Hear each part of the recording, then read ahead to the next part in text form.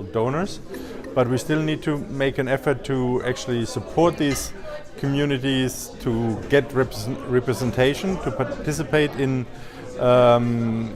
decision making, and for that the government needs to create the spaces.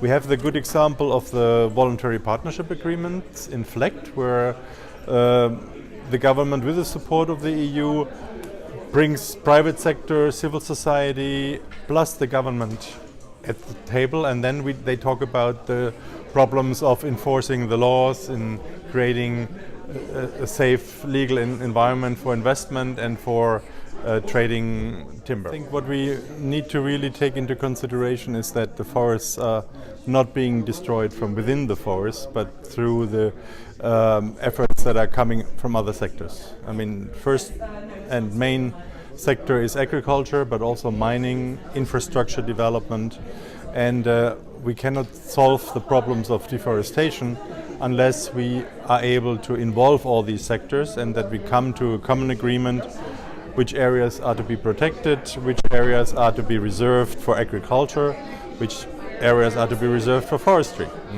And right now we make plans, let's say, in the forest sector, but if agriculture expansion takes place and if land gets allocated to a big company for oil palm production or other agricultural products, then the forests disappear. And this is the main problem that we're dealing with. And so I think we need to look at each country and assess the situation. I mean, very often we have incentives actually for agricultural expansion, that the government wants to increase food production, agricultural production, and therefore subsidizes certain activities, or favors land allocation for agricultural purposes over maintaining forest land.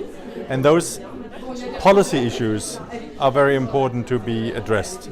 So we need to look at the legal framework, we need to look at the incentives, we need to look where the money goes in terms of international finance, but also domestic finance.